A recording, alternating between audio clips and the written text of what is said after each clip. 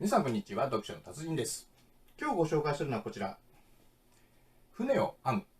三浦紫耀さんです。辞書を作る人の話です。編集者で、辞書っていわゆるその作るのにすごく時間かかるんですよ。時間というか、日数がかかる。ですから、経費ばっか食うんですよ、最初で。後からそれはもう1回作ったら何年も売るんですから、後から利益は出るんですけど、でもそんなにもう飛ぶように売れるっていう感じのものでもないです、別に。で、いわゆるその辞書部門、辞書の部門がいわゆるその出版社の中でも花形ではないんですよ。ですから、金食い虫だとかって言われるんですよ。予算バカ食って。で、会社のお荷物だとかなんとかって言われる。で、そういう中で、この辞書部門が新たな辞書を作ろうというプロジェクトに乗り出します。で、それで、会社の中でちょっと新しいメンバー募ろうかということで、別のところから若手を一人引っ張ってくるんです。これがこの作品の主人公になるんですけれども、この男性のいわば、これ作り始めてから、辞書が完成するところまでずっと描いてる小説なんですけれども、変わった人なんですよ。変わった人なんですけども、この人が言葉が好きなんですよね。出版社に入社しようかって言われですから言葉が好きですよ。で、とにかく言葉というものについて非常に興味を持って、そしてその言葉を詳しく書いてる辞書をいいものを作って世の中に出したいっていう、いわばその情熱で動いてるんです。熱い感じではないんですよ。どっちかというとぼーっとしてるんですよ。お腹に猫乗せてなんかこう寝転がったりとかしてるような人なんですけども、でも情熱がある。で、周りの人たちがそれを見てちょっとずつ動かされるんですね。で、もうこんな部署でって思ってて、でもいつになるか分かんない、もう一進一退を繰り返しながらちょっとずつ進んでいくような地道な仕事に情熱とかその熱量って生み出しにくいんですけども、この主人公がその情熱を持ってるおかげでみんなが前に進む、周囲を動かすんですね。これさ、だから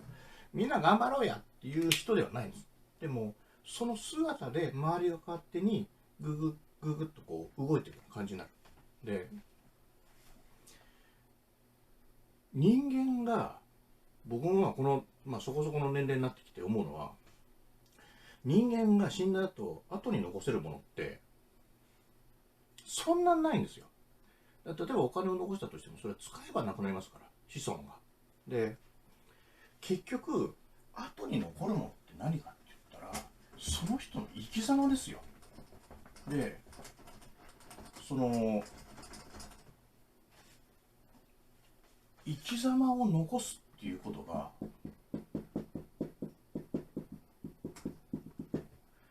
これ仕事だけじゃなくて、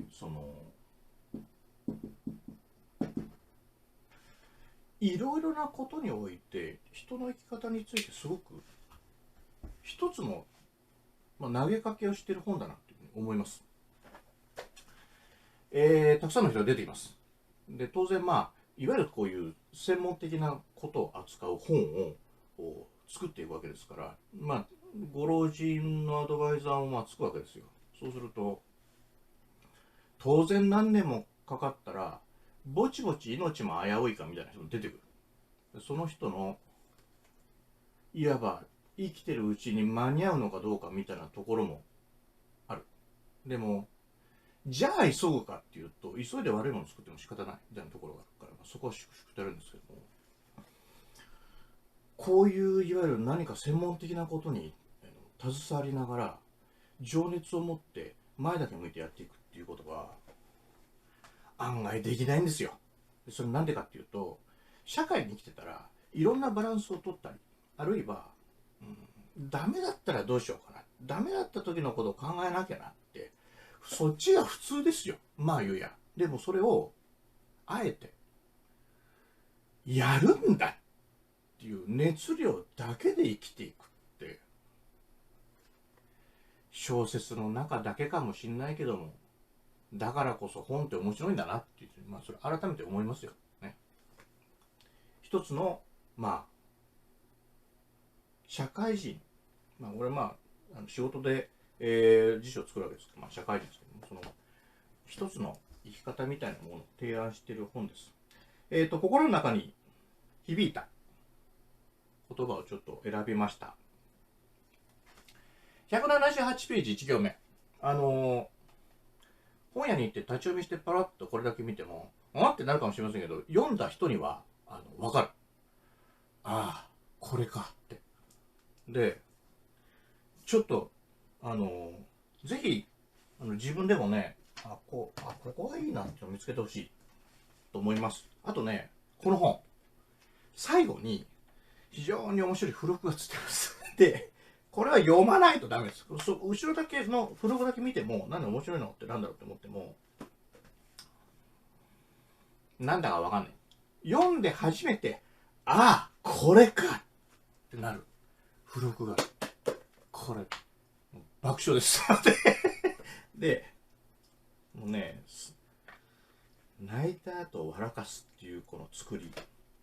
三浦紫音ってすごいなって思いますよ。いい作家です。船を編む。有名な本ですけどもね、改めて手に取ると、やはりいい作品だなというふうに感じますので、ぜひ読んでみてください。船を編む三浦紫音さんです。読書の達人でした。